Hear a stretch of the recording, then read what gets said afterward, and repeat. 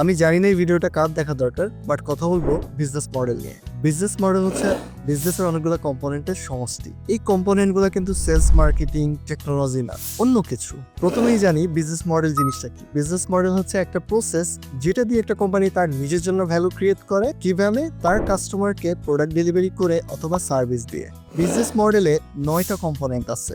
এই 9টা কম্পোনেন্ট যদি কেউ জেনে বিজনেস স্টার্ট করে তাহলে তার ফেলিওরের চান্স একদম কমে যায়। প্রথম পয়েন্টটা হচ্ছে ভ্যালু প্রপোজিশন। এই পয়েন্টে একটা কোম্পানি ডিসকভার করে সে কাদের জন্য কি দিচ্ছে, কি ভ্যালু দিচ্ছে। বিষয়টা এরকম না যে আমার একটা আইডিয়া আছে, সেই আইডিয়া নিয়ে আমি বিজনেস করব। বাট বিষয়টা এরকম যে একটা টার্গেট গ্রুপের কি প্রবলেম আছে, কি নিড আছে, সেটা আমার বিজনেস কিভাবে ফুলফিল করবে। ভ্যালু প্রপোজিশন কিন্তু technology, great product, great service এগুলা না। ভ্যালু প্রপোজিশন হচ্ছে আপনার বিজনেস কাস্টমারের প্রবলেমটাকে কিভাবে সলভ করতেছে। বিজনেস মডেলের সেকেন্ড পয়েন্টটা হলো আমার কাস্টমার কারা, তাদেরকে আইডেন্টিফাই করা। তাদের ডেমোগ্রাফি, সোশ্যাল অ্যাক্টিভিটি, জিওগ্রাফি, এই জিনিসগুলো সম্পর্কে জানা। আমার কাস্টমার কারা, এই পয়েন্টে এসে আমাদের আসলে একটা ছবি এঁকে ফেলতে পারা উচিত আইডিয়াল কাস্টমারের।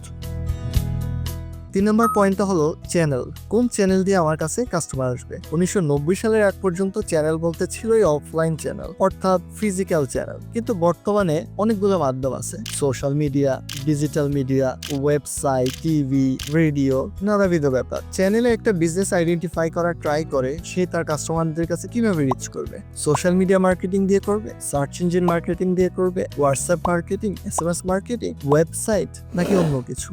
4 নম্বর পয়েন্টটা হলো কাস্টমার রিলেশনশিপ। এই পয়েন্টে এসে একটা বিজনেস বোঝার ট্রাই করে তার কাস্টমারদেরকে সে কিভাবে পাবে, পাওয়ার পরে কিভাবে রিটেইন করবে, কিভাবে গ্রো করবে, তাদের থেকে কিভাবে আরো বিজনেস নিয়ে আসবে অথবা তাদেরকে কিভাবে ফ্যাসিলিটেট করবে। 5 নম্বর পয়েন্টটা হচ্ছে রেভিনিউ স্ট্রিম।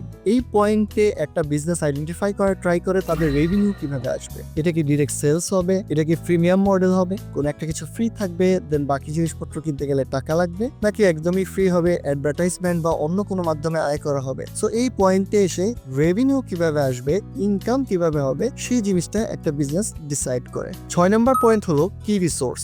একটা বিজনেস করতে গেলে কি কি রিসোর্স লাগবে। সেটা টাকা হতে পারে, পিপল হতে পারে, ফ্যাক্টরি হতে পারে, অন্য যে কোনো কিছু হতে পারে। সো আমার স্পেসিফিক বিজনেসটা আমি রান করতে গেলে কি রিসোর্স আমার লাগবে, সেই পয়েন্টটা ডিফাইন হয় এই কি রিসোর্সে। 7 নম্বর পয়েন্ট হচ্ছে পার্টনার্স। সো এই জায়গায় একটা কোম্পানি ডিসাইড করে তার পার্টনার কে হবে, কারা হবে, কখন হবে। যেমন কিউটেকে আমাদের পার্টনার হচ্ছে বিভিন্ন ডিজাইন কোম্পানি।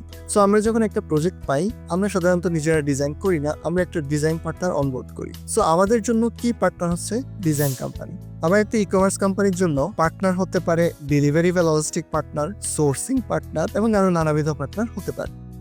8 নম্বর পয়েন্টটা হলো কি অ্যাক্টিভিটিস। এই পয়েন্টে একটা বিজনেস ডিসাইড করে সে কি অ্যাক্টিভিটি করবে। যেমন অ্যাজ এ সফটওয়্যার কোম্পানি আমাদের মেইন অ্যাক্টিভিটি হচ্ছে সফটওয়্যার ডেভেলপ করা, সফটওয়্যার টেস্ট করা, মার্কেটিং করা, প্রমোশন করা, সোশ্যাল মিডিয়া মার্কেটিং করা, সো দ্যাট পিপল আমাদেরকে চেনে। সো নিজেদের কি অ্যাক্টিভিটিগুলো ডিফাইন করা হয় হচ্ছে এই পয়েন্টে।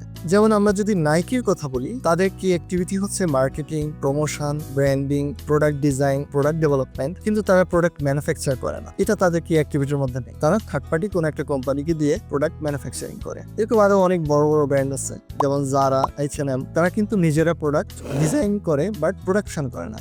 সেটা বাংলাদেশ, ইন্ডিয়া বা এরকম কোন একটা দেশ থেকে করিয়ে নেয়। 9 নাম্বার বা লাস্ট পয়েন্টটা হলো কস্ট।